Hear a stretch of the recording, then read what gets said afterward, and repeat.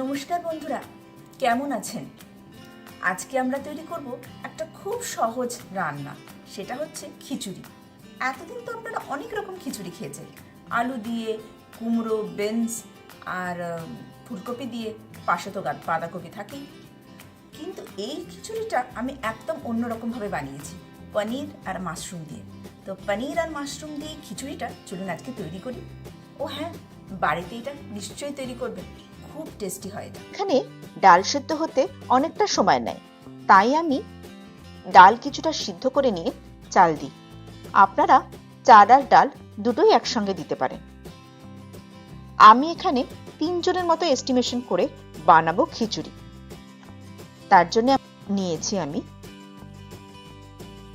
14টা পনির piece, 12টা mushroom big piece, একটা বড় আলু 4 ভাগ করে কেটে নিয়েছি, 6টা বিন 2 ভাগ করে কেটেছি, বাসমতি চাল 100 গ্রামের মতো, মুগ ডাল 100 গ্রামের মতো। ডালের অ্যামাউন্টটা যেন চালের সমান হয় বা একটু বেশি হয়, তাহলে খিচুড়ির টেস্টটা খুব ভালো আসে। খিচুড়ির টেস্টটা যেন ব্যাপক আসে, তাই জন্যই আমি বেছে নিয়েছি মুগ ডালকে। গোটা গরম মশলা, শুকনো লঙ্কা 2টো, একটু দারচিনি, 4-5টা ছোট এলাচ এবং কয়েকটা তেজপাতা, 2টো কাঁচা লঙ্কা, ঘি 2 চামচ, একটা টমেটো, 1 চা চামচ 5 ফোড়ন, 1 বড় চামচ জিরে গুঁড়ো, 1 চা চামচ গরম মশলা, অল্প আদা, 2 টুকরো রসুন, সর্ষের তেল 2-3 বড় চামচ, 2 চামচ চিনি,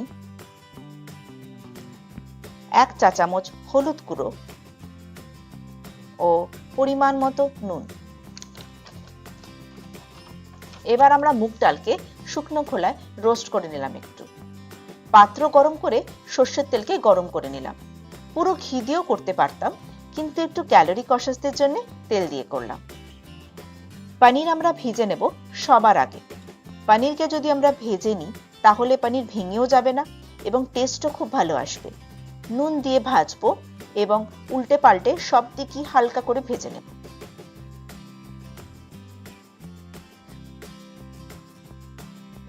পনিরটা প্রায় ভাজা ভাজা হয়ে গেছে। এবার আস্তে আস্তে আমি পনিরটাকে তুলে নেব।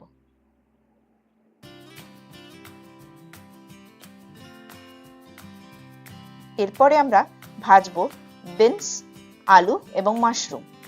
আমি এখানে খোসা শুদ্ধ আলু খাই, কারণ খোসা ফাইব্রাস খুব এবং হেলদিও, কিন্তু আপনারা ছাড়িয়ে নিতে পারেন। নুন ও হলুদ দিয়ে আমি আলুটাকে ভাজতে থাকলাম। একটু পরে আমি দিয়ে নেব অল্প জিরে গুঁড়ো, দিয়ে আবার ভেজে নিলাম কিছুটা। ভাজা হয়ে গেছে, এবার তুলে নেব।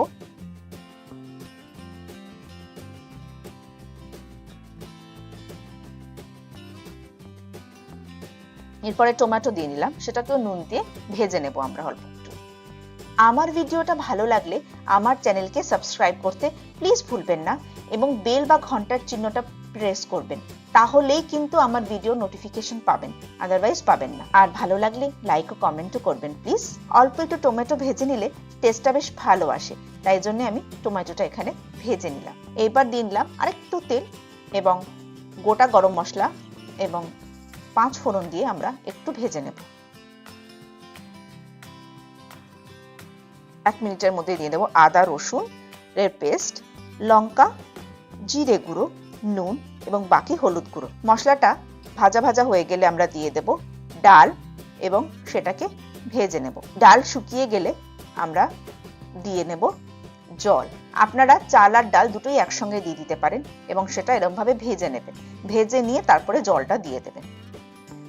পরিমাণ মতো জল দিয়ে নিলাম আমি এবং নুন দিয়ে সেটাকে সিদ্ধ করতে লাগলাম। আমি এখানে গুঁড়ো লঙ্কার পরিবর্তে কাঁচা লঙ্কা ইউজ করেছি, কারণ টেস্ট ও ফ্লেভার কাঁচা লঙ্কাটা খুব ভালো রাখে, কালারটাও ঠিক রাখবে, তাই জন্যই আমি কাঁচা লঙ্কাটা ইউজ করেছি এখানে।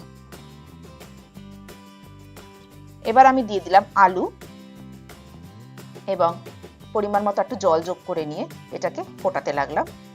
আপনারা চাল, ডাল, আলু এবং বিনস একসঙ্গেই ফোটাতে পারেন। আমার ডালটা প্রায় অর্ধেক হয়ে এসেছে। এই সময় আমি দিয়ে দিলাম চাল এবং বিনস।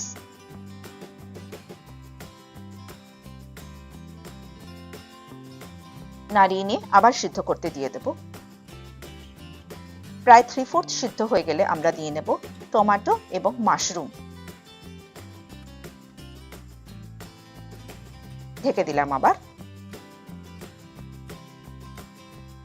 আর একটু পরে আমরা এবার দিয়ে নেব গরম মশলা।